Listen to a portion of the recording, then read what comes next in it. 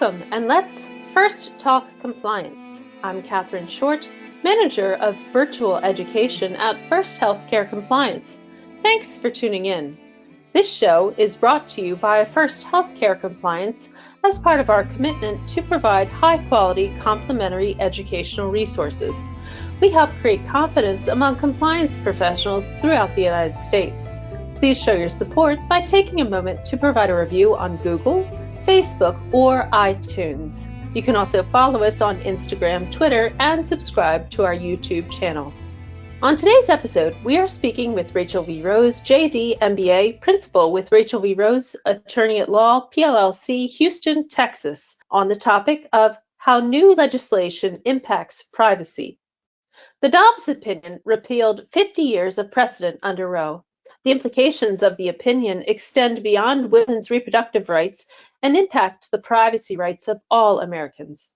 The purpose of this episode is to explain the key aspects of the Dobbs opinion related to privacy from both the majority and the dissent's perspective, address the current legislative initiatives, HHS Guidance, and executive orders, as well as appreciate the role HIPAA plays in navigating Dobbs.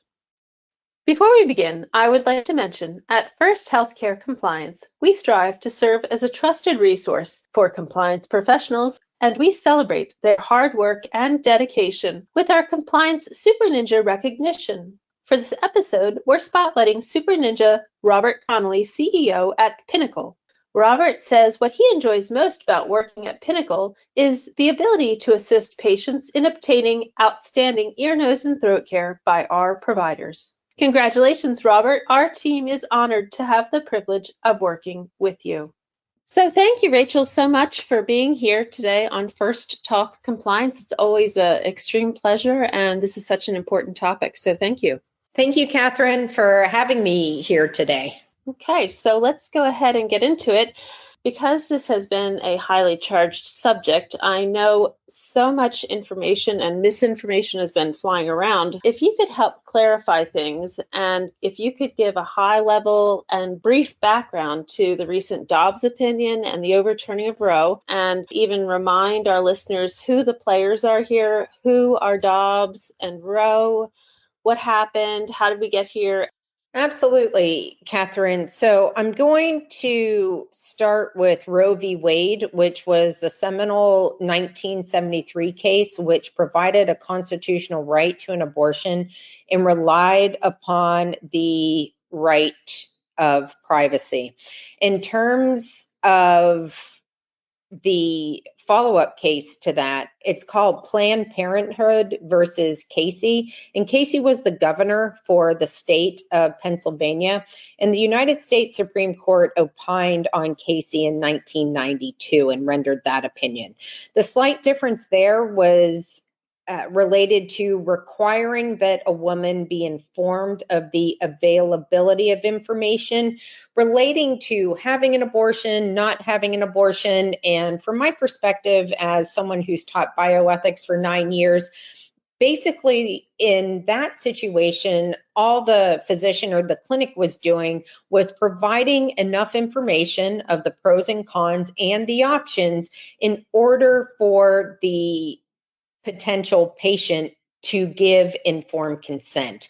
Now, informed consent is premised on, one, the individual having decision-making capacity, and two, the informed consent. And there are typically 4 prongs to informed consent. One is that the patient understands. 2 is that the patient can reason.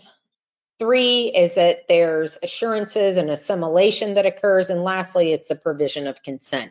So having that informed consent is key. The court held that the informed consent provision, which was set forth in Pennsylvania law, was not an undue burden on a woman's constitutional right as to whether or not to terminate a pregnancy.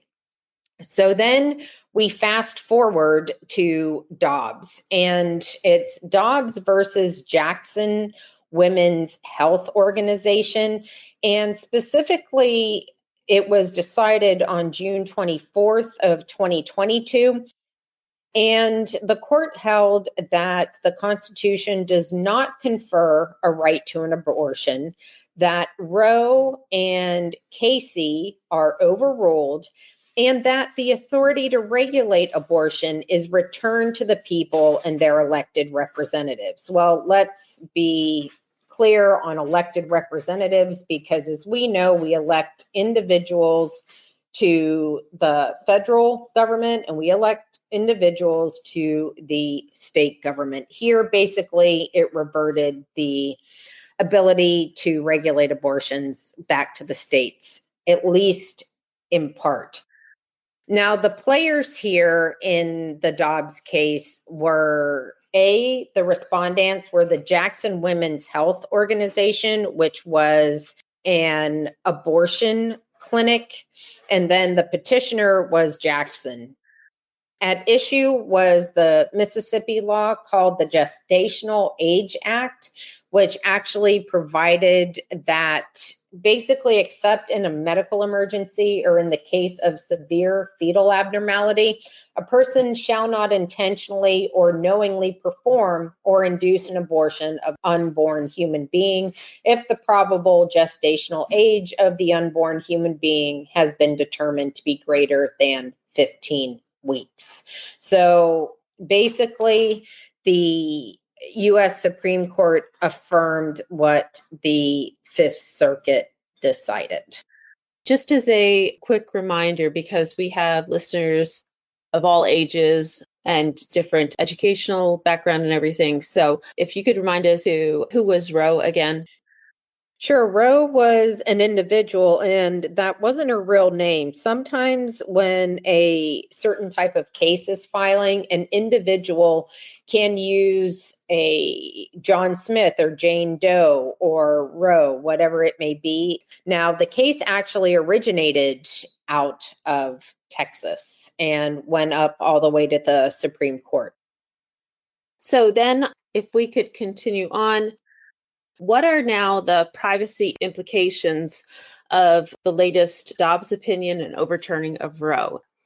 So interestingly, the word privacy doesn't appear a lot in the Dobbs majority opinion or the dissent, but basically there historically has been a specific guarantee in the Bill of Rights that creates a zone of privacy. And this is what the dissent ordered.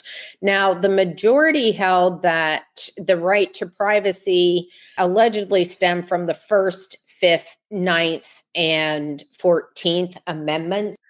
Why is that important? Well, it's important because this has now been overturned, but the privacy rights that are now at issue relate to HIPAA, for example, because of protected health information. It relates to the law enforcement exceptions in HIPAA, which we find at 45 CFR 164.512 E and F. Primarily, the data, the selling and marketing of PHI, we find at 45 CFR 164.514.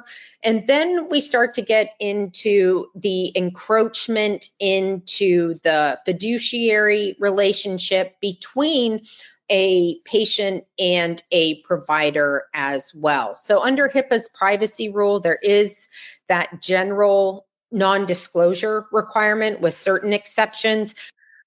Again, it's important that if the law enforcement exception is implicated, that it would be an issue with what is being requested. Has the patient been notified?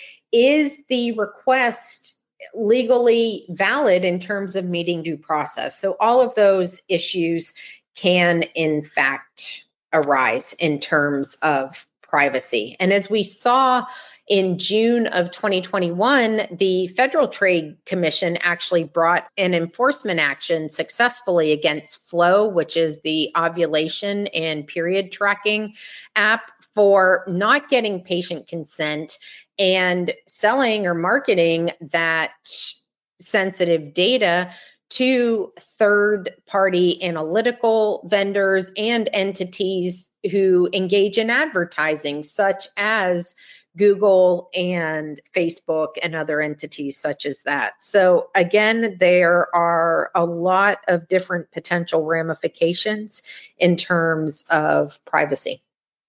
You mentioned HIPAA law enforcement exception. Can you discuss that a little bit more and then suggestions for complying with it? Sure. As I mentioned, there are really two prongs. So the HIPAA law enforcement exception actually is not specific to reproductive health. It applies to all types of PHI. And basically, the fundamental purpose behind the law enforcement exceptions are that the privacy rule permits but does not require covered entities to disclose PHI about an individual, even for law enforcement purposes, pursuant to process and otherwise required by law under certain conditions. So if a covered entity such as a hospital may want to respond to a law enforcement request being made through a process such as a court order or a warrant or a subpoena or a summons or an administrative agency, by disclosing only the requested PHI provided, that all of the conditions specified in the privacy rule for permissible law enforcement disclosures are met. And in the absence of a mandate enforceable in a court of law, the privacy rule's permission to disclose PHI for law enforcement purposes does not permit a disclosure to law enforcement where a hospital or other healthcare provider's workforce member chose to report an individual's abortion or other reproductive health care.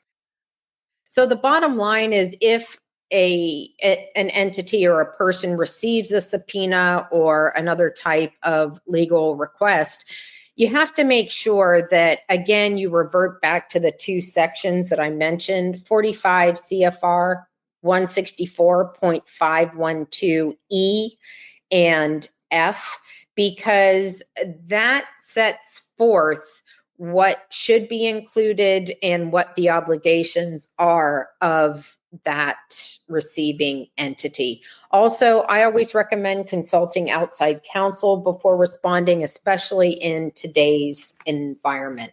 Okay. If you're just tuning in, you're listening to First Talk Compliance, brought to you by First Healthcare Compliance as part of our commitment to provide high-quality, complementary educational resources. We help create confidence among compliance professionals throughout the United States.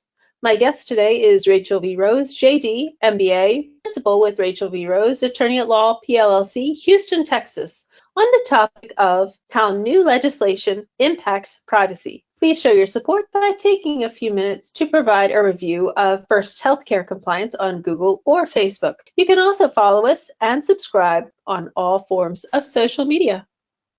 Oral contraceptives. So there's millions of women, I would say, probably taking these or have taken these. Are there any specific considerations with respect to oral contraceptives and how that fits into privacy? And what are your thoughts on that?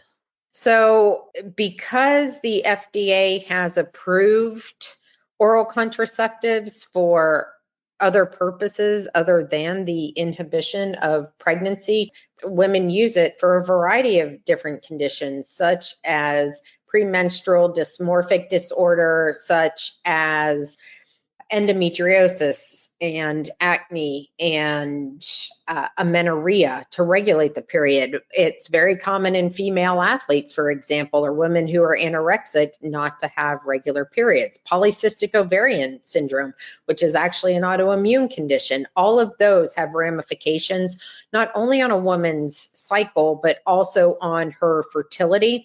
And that is exactly what Title 10 sought to establish. And that is that the women's reproductive health be made a priority and that the preservation of reproductive health be available to women. What does that have to do then with Dobbs and the overturning of Roe and privacy, et cetera? Could you spell that out for us a little bit more? Here, well, what's interesting is contraception could be condoms too, right? So now you're not only talking about female reproductive health, you're talking about male reproductive health as well. So that I find very interesting on that front. The other part is that, as we've seen with conditions such as lupus and rheumatoid arthritis and cancer, at least 30 states are saying if a woman is of reproductive age, then certain states are banning those medications. As was asked in a previous presentation, pharmacists are declining to refill them. Well, if a prescription's coming in, it has to be for a purpose that meets medical necessity. In terms of the ramifications for oral contraceptives in particular, certain states are taking a broad brush approach that it's not only Dobbs doesn't only relate to abortion, it also relates to women's reproductive health. And again, going back to Griswold versus the state of Connecticut, which is a 1965 Supreme Court case, that was something that fit within the zone of privacy, but also was something between a doctor and the patient to decide, not the government to mandate. So that's just something that is disconcerting on a lot of fronts. And again, a lot of people take different medications for different reasons. And for anyone who appreciates FDA law, there actually are certain meds, and I've read a lot of articles on this, that have a black box warning not to get pregnant because the fetus will be deformed if you get pregnant while on this drug. Well, sometimes the path to hell is, paved with good intentions, but the analogy here is that anything can happen. A woman might be on the pill, but she might miss it a day, or a condom could break and she could end up being pregnant, despite the medication saying you shouldn't be pregnant on this medication. So all of those factors need to be considered. And unfortunately, in some states, the issue of oral contraceptives are being looped into, and other drugs are being looped into, this broad brushstroke prohibition on procedural abortion. Are they also including things such as IVF and also the intrauterine device? So you're raising a lot of good issues. And IVF, there has been, again, you need to look state by state as to what different states are saying.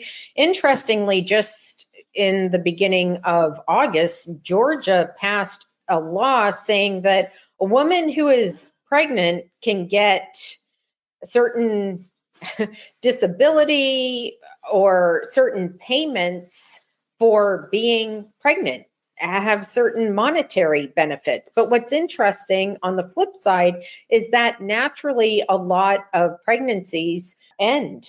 And the other side of that is, what if the fetus is very deformed, and what happens to those babies who may then be given up for adoption or abandoned or things of that nature? So I think it opens the door to a lot of issues. IVF, I have read a couple of articles on that. And as we know, depending on the type of IVF, certain states are saying, oh, well, the life begins when the sperm and the egg are put together. Well, what if you have 8 sperm and egg that are then frozen? They are not viable because they're frozen. So at what point does that occur? And I don't have an answer to that. And I think that's an area of bioethics and healthcare that is going to be one to watch. So continuing on in our discussion, what about privacy related to then rape and incest, and perhaps age of patients, etc.?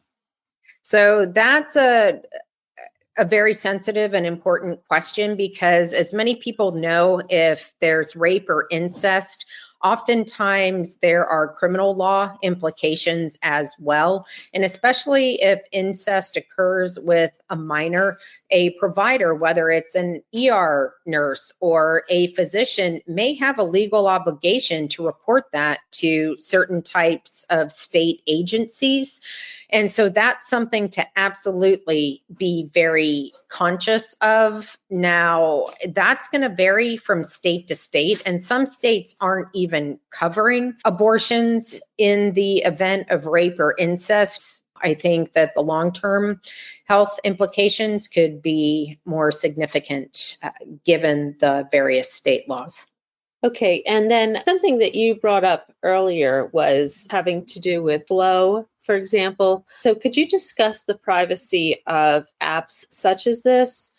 And then I started this conversation mentioning about information and then misinformation that people are hearing about. And then perhaps sometimes like the impact of travel, you're hearing sometimes like that people are being forbidden for traveling for health reasons. How would government officials even find out about, or law enforcement even find out about that in the first place? How do they know you're not just going to another state to visit your relatives?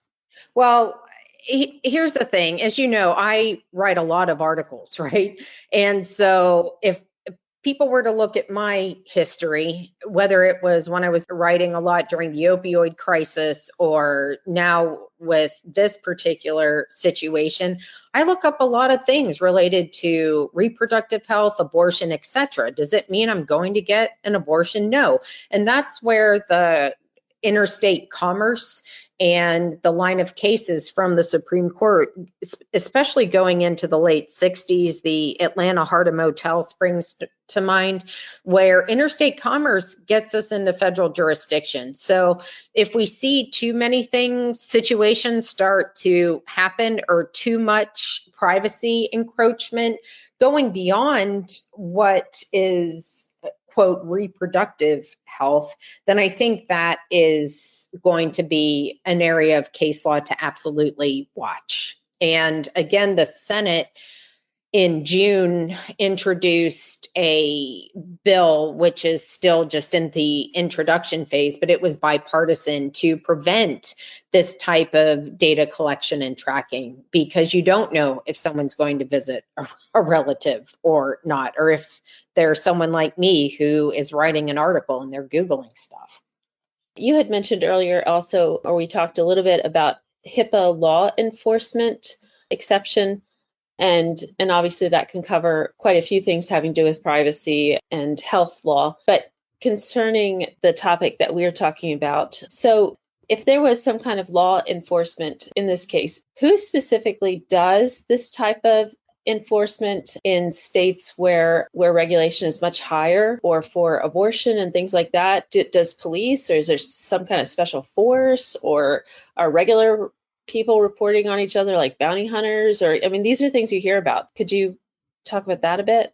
Yeah. So in Texas, they have what's known as the snitch law, and it is basically a bounty. Some states might pass a law saying that there is a requirement to report if someone comes to you. But again, going back to the HHS guidance, which was released the beginning of July, that could be a violation and a breach, and could require that HHS be notified. So again, this is an emerging area, and it's one to watch. It's going to vary from state to state, unless, of course, we have a federal law which gets passed that basically reinstates Roe and Casey, and only Congress can do that. So is there a way that Dobbs can be overturned? Yes, as many people appreciate, we have three branches of our federal government that are set forth in the Constitution. We have Congress, we have the executive branch, which is the president and the executive agencies. And then we have our judiciary, which is defined in Article 3. Article 1 is Congress, Article 2 is the executive branch, and Article 3 is the judiciary. And what's important to note is that our system was set up to have checks and balances. So even though the Supreme Court did overturn Roe, importantly, Congress, if they have enough of the required votes on the House side and then the Senate side, can in fact pass a law that would memorialize what was permissible under Roe. Not to say that there couldn't be another challenge down the line, but that is the only way to do that. And that's why, for example, in those executive orders, what the president and the White House can do is limited. This is such an interesting subject. And I wanted to emphasize again to our listeners that this is a privacy issue that we're emphasizing here. And I didn't know if you had any other thoughts that you wanted to emphasize to our listeners. Catherine, this is an emotional issue regardless of the side, but as an employer, as a healthcare provider, one needs to step back and divorce oneself emotionally and make sure that, for example, if the law enforcement exception under HIPAA is being invoked, that the organization is protecting both themselves and the patient, because there could be downstream litigation that could be taken against them as well. So that's one area to consider. Another area is the greater impact on both equal protection of women's health, not even reproductive health. And that is another item that absolutely needs to be considered. As I mentioned, condoms are contraceptives, and typically those are used by men. And so it does affect men and it does affect women. It affects families and women or men really, who may be going through different types of medical treatment, such as cancer, where they may freeze their sperm or their eggs to make sure that when they're ready, there is a viable option, having undergone very significant treatment that could in fact alter cells. So those are all factors to consider, and approaching things from a privacy standpoint and a clinical standpoint in the provider-patient relationship, as well as obligations under laws such as HIPAA and EMTALA, should really help mitigate the emotion and just focus on the patient care and what the obligations are under the law. One other question, as a repercussion from some of this, do you think that possibly there might then be a diminishment of the number of providers for women of reproductive age? And this just women who need just general gynecological care or obstetricians? And what's your opinion on that?